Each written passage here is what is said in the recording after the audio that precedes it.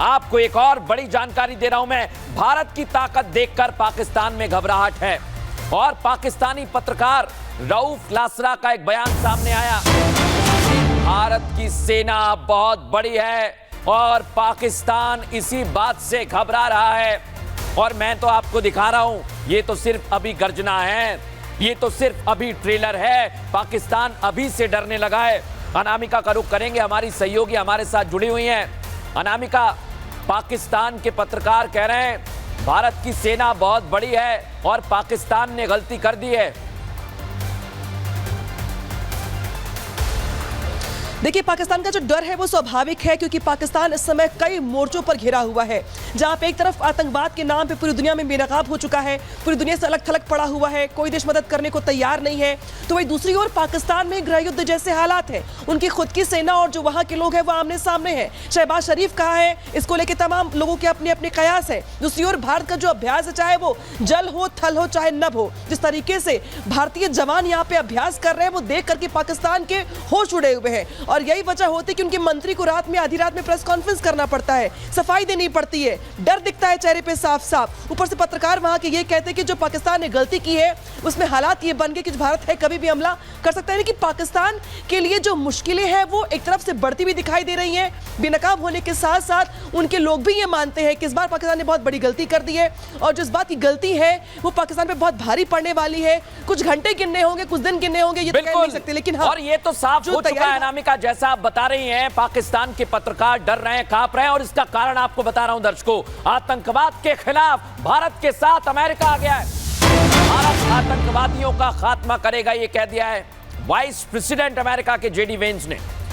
America के उपराष्ट्रपति कह रहे हैं कि आतंकवाद के खिलाफ एक्शन में भारत के साथ हैं और टारगेट, जो मैं कह रहा हूं ना दर्शकों, टारगेट लॉक कर लिया है। अमेरिका भारत के साथ है। सुनिए जरा क्या कह रहे हैं अमेरिकी राष्ट्रपति उपराष्ट्रपति JD Vance. I'm worried about any time you see a hotspot breaking out, especially between two nuclear powers. We've obviously been in close contact with our friends in India and Pakistan.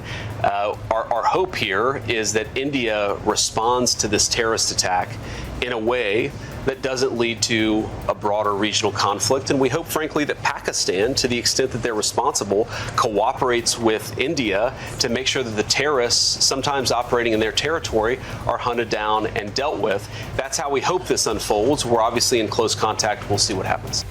अरे पता लगाया जाएगा उन आतंकवादियों का। और भारत से घबराकर, पता है दर्शकों पाकिस्तान क्या कर रहा है? अमेरिका जब हमारे साथ में आया तो यूएई से भीख मांगने चला गया है पाकिस्तान। मेरे पास खबर है, हाथ पैर जोड़ने लगे हैं शहबाज शरीफ की माफ कर दो। यूएई के राजदूत से ये देखिए शहबाज शरीफ मिल रहे हैं और यूएई के अलावा सऊदी के राजदूत भी हैं। शहबाज उनसे भीख मांग रहे हैं कि भारत से कह दें, भारत से मना लें कि हम पर हमला ना करें। ये पाकिस्तान की घबराहट है दर्शकों, और इसीलिए मैं कह रहा हूं कि पाकिस्तान सिर्फ और सिर्फ भारत से डर रहा है। और इधर मेरे पास एक और जानकारी है, पाक से सटी हुई जो बॉर्डर है ना दर्शकों, भारत का वहां पर एक्शन है। जैसलमेर से आईएसआई का एक जासूस गिरफ्तार किया गया है और यह बहुत बड़ी खबर आपको दे रहा हूं मैं। सेना का बहुत बड़ा एक्शन देखने को मिला है। 2013 में यह पाकिस्तान गया था। इसका नाम है पठान खान। मुझे लेकर आइए पठान खान। सोचिए दर्शकों आप, ये है वो पठान, ये जासूस है, ये एजेंट है और इसे गिरफ्तार कर लिया है। ये जानकारी साझा कर रहा था। इसका घर मैं आपको दिखा रहा हूं दर्शकों। आप सोचिए, बहुत बड़ी कार्रवाई है। लेकिन ये कैसे जासूसी कर रहा था, क्या क्या इसने भेजा है भारत से, पुलिस ने क्या कहा है, पहले आपको वो सुनवाता हूं। जो रिसेंटली पठान खान को डिटेन किया है तो लोकल पुलिस के कोऑर्डिनेशन से किया गया है। इस प्रकार का कोई भी व्यक्ति जो कि यहाँ की सूचना, अगर कोई भी व्यक्ति ये बॉर्डर पर सूचना देगा तो उसके खिलाफ सख्त कानूनी कार्रवाई की जाएगी और पुलिस और इंटेलिजेंस एजेंसी लगातार नजर बनाएगा। लेकिन दर्शकों, कैसे पाकिस्तान में पठान ने ट्रेनिंग ली है, इस जासूस ने, बताता हूं आपको। 2013 में पठान खान पाकिस्तान चला गया, पाक में खुफिया एजेंसी के संपर्क में आया। पाकिस्तान में पठान को पैसों का लालच दिया गया और पाकिस्तान में ही जासूसी की ट्रेनिंग दी गई। भारत आने के बाद सेना से जुड़ी हुई जानकारी जुटा रहा था। बॉर्डर से पाकिस्तानी हैंडलर्स को सूचना भेजता था, जो अब गिरफ्त में आ गया है दर्शकों।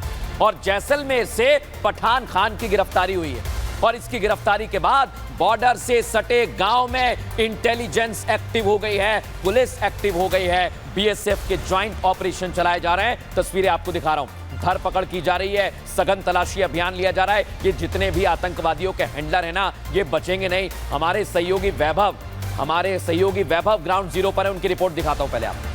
पहलगाम में हुए आतंकी हमले के बीच जब पूरे सीमा को अलर्ट किया गया तो रामगढ़ में भी यहां पर राजस्थान पुलिस को यह जिम्मेदारी दी गई है कि इस इलाके से गुजरकर बॉर्डर की तरफ जाने वाली हर एक गाड़ी की जो है वो सघन तलाशी ली जाए। यहां पर आप देख सकते हैं राजस्थान पुलिस के जवानों की मुस्तैदी है जो इस इलाके से गुजरने वाली हर एक गाड़ी की सघन चेकिंग कर रहे हैं। उन गाड़ियों को रोका जा रहा है और साथ ही उन गाड़ियों के नंबर जो है वो भी नोट किए जा रहे हैं। सरहद से इस इलाके की दूरी बहुत ज्यादा नहीं है। अब ऐसे में यहां से कोई ऐसी गाड़ी जो संवेदनशील गाड़ी हो वो यहां से ना गुजरे, इसके मद्देनजर इस जगह पर सख्त चेकिंग जो है वो राजस्थान पुलिस अब चलाती हुई नजर आ रही है। और हमारे सहयोगी वैभव इस समय हमारे साथ जुड़ गए। वैभव, जितने भी ये हैंडलर छिपे हुए हैं इनको ढूंढ निकालने के लिए भारतीय सेना बीएसएफ वहां पर एक्टिव हो गई है, बताइए जरा क्या अपडेट है आपके पास?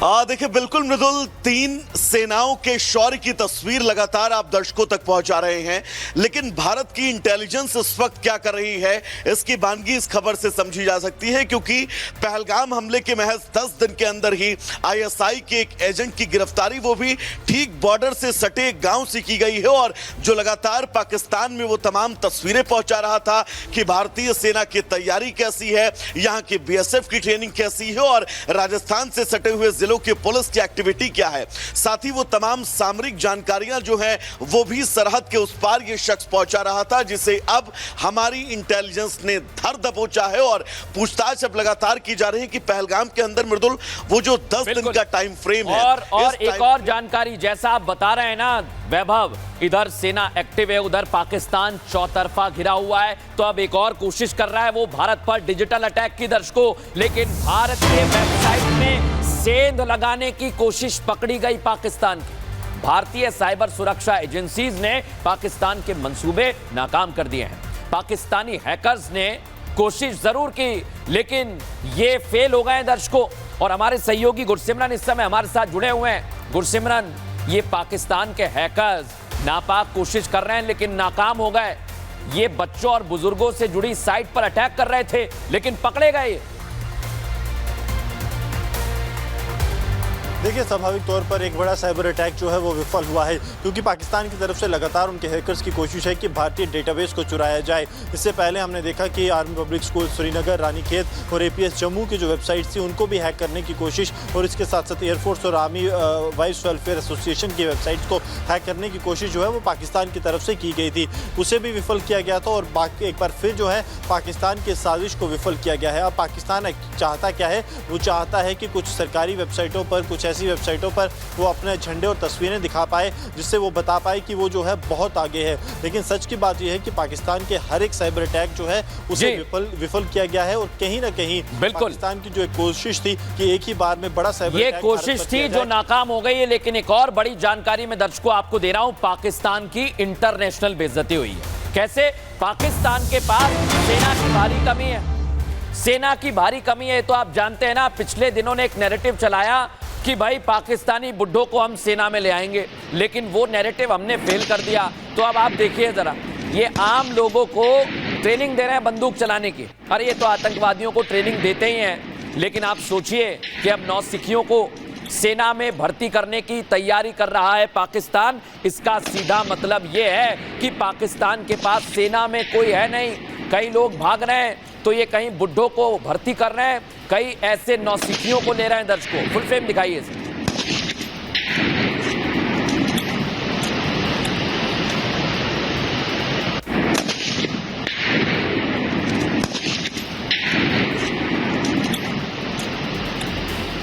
देख लिया ना दर्शकों आपने, ये है पाकिस्तान। इसका चेहरा देख लीजिए आप। भले ही ये बड़ी बड़ी बातें कर ले, इधर उधर हाथ पैर जोड़ ले, लेकिन ये हालत हो गई है। आतंकवाद को तो पैदा करते हैं, अब नौसिखियों को बंदूक थमा रहे हैं। सोचिए ये क्या करेंगे। इस बीच बड़ी जानकारी आपको दे रहा हूं मैं। हिंदी की फौज का दमखम देख, पाकिस्तान में बौखलाहट है, अजीबोगरीब फैसले लिए जा रहे हैं। पाक ने सुचेतगढ़ सीमा पर अपना झंडा हटा लिया है। और मैं सीधा रुख करूंगा मेरे सहयोगी सुमित का। सुमित, ये पाकिस्तान झंडा हटाकर बार बार भागने की कोशिश कर रहा है। एक बार फिर से पाकिस्तान ने अपना झंडा हटा लिया, इसका मतलब डर है पाकिस्तान को कि अब बम गिरा, अब बम गिरा। देखिए, पाकिस्तान की हालत अब ये हो चुकी है कि उसे पता है कि आगे कुआं है और पीछे खाई है। दरअसल अगर वो आगे बढ़ता है तो हिंदुस्तान तब भी मारेगा और पीछे हटता है तो हिंदुस्तान तब भी मारेगा। और इस स्थिति में एक बार वो झंडा हटाता है और एक बार फिर से उसे लगाकर पूरी दुनिया को बताता है कि नहीं, हम हिंदुस्तान के साथ लड़ने के लिए पूरी तैयार हैं। और दूसरी तरफ अब ये तस्वीर देखिए कि पिछले 2 दिनों के अंदर ये बार बार हो रहा है और ये साफ तौर पर बता रहा है कि आखिर पूरी पाकिस्तानी सेना और उसकी जड़ें कैसे हिली हुई हैं। और उसमें भी सबसे बड़ी बात ये कि जैसे आपने भी कुछ देर पहले तस्वीर भी दिखाई कि कैसे कुछ लोगों को वो जो उसमें जोड़ने की कोशिश कर रहा है सेना में। इसकी बड़ी वजह यह है कि जो वहां पर तमाम सैनिक पाकिस्तानी आर्मी के। और सुमित, एक और जानकारी मेरे पास आ रही है, पाकिस्तान को भारत के हमले का ऐसा डर है कि घबराहट में वो एलओसी पर चौकियों से झंडे उतार रहा है। ये तो हमने आपको दिखाया और फिर आज इसने सुचेतगढ़ में भी वही किया है। लेकिन आज की तस्वीर एक और है दर्शकों। पाकिस्तानी मौलाना, ये आप पहले तस्वीर देख लीजिए कैसे ये झंडे उतार रहा है। लेकिन इस बीच एक और बड़ी जानकारी दे रहा हूं, मौलाना की नफरती धमकी सामने आ गई है। अफगानिस्तान से युद्ध होगा तो कौम बढ़ जाएगी। पाकिस्तानी मौलाना कह रहा है कि भारत से युद्ध होगा तो हम लोग एक रहेंगे, लेकिन अफगानिस्तान से युद्ध होगा तो कौम बढ़ जाएगी। आप सोचिए ये कैसा नफरती मौलाना है। सुनिए जरा क्या कह रहा है। अगर इंडिया के साथ मामला होगा कौम एक सफ पर होगी, अगर अफगानिस्तान के साथ मामला होगा कौम एक सफ पर नहीं होगी। और इस बीच एक और जानकारी आपको दे दूं, उधर नफरती मौलाना है लेकिन भारत ने जवाब दे दिया है पाकिस्तान पर। AIMIM चीफ ओवैसी भड़क गए। आतंकवाद का खात्मा होना चाहिए कह रहे हैं ओवैसी और कह रहे हैं घर में घुसकर मारते हैं, अब घर में घुसकर बैठ जाना चाहिए। सुनिए जरा असदुद्दीन ओवैसी को। अब के बार अगर कुछ एक्शन ले रहे तो घर में घुस के बैठ जाना, घर में घुस के मारते बोले ना, अब घर में घुस के बैठ जाना, खत्म, ये होना चाहिए। अब के बार अगर कुछ एक्शन ले रहे तो घर में घुस के बैठ जाना, घर में घुस के मारते बोले ना, अब घर में घुस के बैठ जाना, खत्म, ये होना चाहिए। देख लिया ना दर्शकों आपने। लेकिन आज मैं आपको एक और बड़ी तैयारी दिखा रहा हूं एलओसी पर। लोगों ने पुराने बंकरों को साफ करना शुरू कर दिया है। भारत और पाकिस्तान के बीच बढ़ते तनाव को देखते हुए बंकरों को फिर से गांव में तैयार किया जा रहा है। पहलगाम से आपको एक छोटी रिपोर्ट दिखाता हूं, फिर लेकर चलूंगा ग्राउंड पर। ये कम्युनिटी बंकर की अगर हम बात करें, यहाँ पर जो ये अंडरग्राउंड एक बंकर रहता है, जब भी पाकिस्तान की तरफ से फायरिंग की जाती है तो जितने भी यहाँ का सिविलियन पॉपुलेशन है वो इस कम्युनिटी बंकर का सहारा लेके पूरे गांव के लोग इस बंकर में आते हैं, क्योंकि उनके पास कोई दूसरा ऑप्शन तब होता नहीं है जब पाकिस्तान की तरफ से सिविलियन पॉपुलेशन एरियाज को टारगेट करने का प्रयास किया जा रहा है। बहुत शेलिंग होती है, बहुत हज़ारों गोले इधर गिरे। एक की बार एक महीने में कम से कम 250 गोला गिरा इधर फैर का कोई भरोसा नहीं है। दिन में भी फैर हो जाता है और रात में भी हो जाता है। अगर दिन में हो जाता है तो फिर भी हम ही लोग मरते हैं, तो रात में होता है तो हम ही लोग मरते हैं। कौन कहाँ रात में भागेगा अंधेरे में। देख लिया ना दर्शकों आपने। लेकिन आज मैं आपको बता रहा हूं ग्राउंड जीरो पर क्या स्थिति है। मेरे सहयोगी वैभव को ले आइए। वैभव, गुरसिमरन, सुमित लगातार बने हुए हैं, अपडेट हम तक पहुंचा रहे हैं। लेकिन वैभव, चौतरफा घिर गया है पाकिस्तान, लेकिन भारत की तैयारी पूरी है और अब पाकिस्तान का मौलाना बांटने तक की धमकी देने लगा है। वैभव, देखिए बिल्कुल मृदुल, इस वक्त जो ताजा हालात वैश्विक पटल पर हैं, इसमें पाकिस्तान ये जानता है कि उसे बड़े और समृद्ध देशों से अब किसी भी तरह की मदद नहीं मिलेगी। और इन मौलानाओं का बयान इस तरफ इशारा करता है कि वो तमाम गल्फ कंट्रीज जितनी है, अगर उनका झुकाव 1% भी पाकिस्तान की तरफ होता है तो शायद उन्हें इन तमाम देशों से थोड़ा सा समर्थन मिलता है तो वो भारत के समक्ष कुछ हद तक खड़ा हो सकता है। लेकिन वैश्विक पटल पर भी पाकिस्तान को पता है कि उसकी स्थितियां क्या हैं और जी वैभव, समकक्ष अगर आमने सामने फ्रंट टू फ्रंट स्थितियां होती हैं बिल्कुल। और इस बीच एक और जानकारी मैं दर्शकों को दे दूं, आज बैसरन घाटी एनआईए की जांच पड़ताल और तेज हो चुकी है। तस्वीरें सामने आई हैं। एनआईए की टीम ने पूरे ग्राउंड की 3D मैपिंग की है दर्शकों। आधुनिक उपकरणों से मैपिंग की गई है। बैसरन घाटी की जांच की जा रही है और 2.5 किलोमीटर का ये एरिया है। गुरसिमरन, मेरे सहयोगी लगातार मेरे साथ बने हुए हैं। गुरसिमरन, एनआईए की टीम लगातार लगातार वहां पर पहुंच रही है, जांच कर रही है, लेकिन आज 3D मैपिंग की गई उसकी। जी, स्वाभाविक तौर पर जो है 3D मैपिंग इस जगह की वेस्टर्न घाटी की गई है नेशनल इन्वेस्टिगेशन एजेंसी द्वारा, और इसके साथ साथ DG NIA जो हैं वो भी इस वक्त खुद कश्मीर में मौजूद हैं। उनके साथ IG, DIG और SSPs मौजूद हैं। बताया जाता है कि अगले चंद दिनों तक राष्ट्रीय जांच एजेंसी की टीम कश्मीर घाटी में रहेगी, जिसके बाद वो एक बार फिर जो है टीम्स दिल्ली और जम्मू लौटेंगी। पूरे एक जो एनालिसिस किया जाएगा, फोरेंसिक्स जो डिजिटल डिवाइस रिकवर किए गए हैं उनका एनालिसिस किया जाएगा चंडीगढ़। बिल्कुल गुरसिमरन, और ये तस्वीर आप हम तक पहुंचा रहे हैं। वैभव, सुमित, अनामिका, गुरसिमरन, बहुत बहुत धन्यवाद आपका। आपसे लगातार अपडेट लेते रहेंगे, लेकिन इस बीच आपको जानकारी दे दूं कि पाकिस्तान फिर से कांपने लगा है, क्योंकि पाकिस्तान को डर है कि भारत कभी भी अटैक कर सकता है।